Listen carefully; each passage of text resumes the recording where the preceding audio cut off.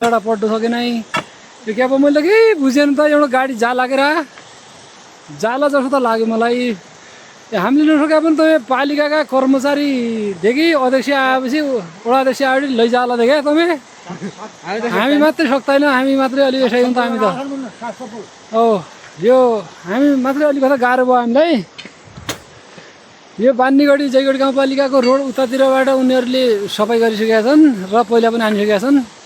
यो हाम्रो मेल्ले गाउँपालिकाको वडा नम्बर 7 को यो साबिकको 2 नम्बर टोल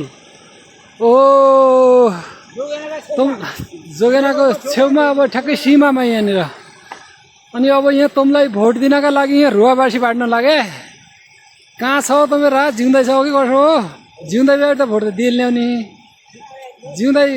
छ कि भन्ने शङ्का मार्न लाग्यो त एकखेरि फोन गर्नु भन्दा चाहिँ मलाई त नम्बर भएन अनि म पुगेहरू नम्बर भएखेरि अघि फोन गर्ने चाहिँ ए बर्खा यसो आउँदाखेरि त बर्खा भयो अब तपाईँ त कहिल्यै यो केही नभन्ने अब यही केटाहरू यहाँ अब स्थानीय रूपमा अलिकति हामीलाई धक्का लाग्यो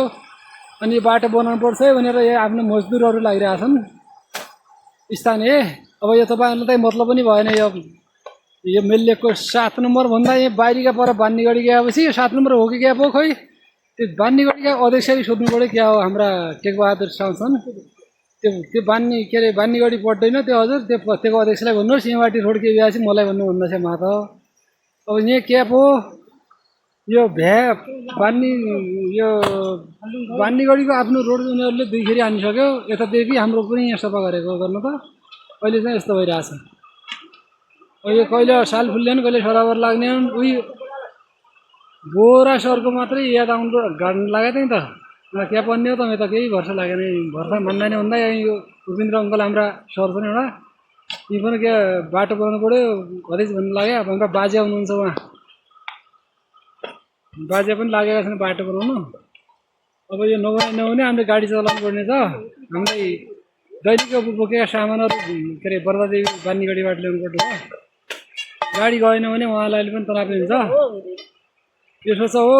अध्यक्षज्यू र उपाध्यक्षज्यू कहाँ छ ल बाई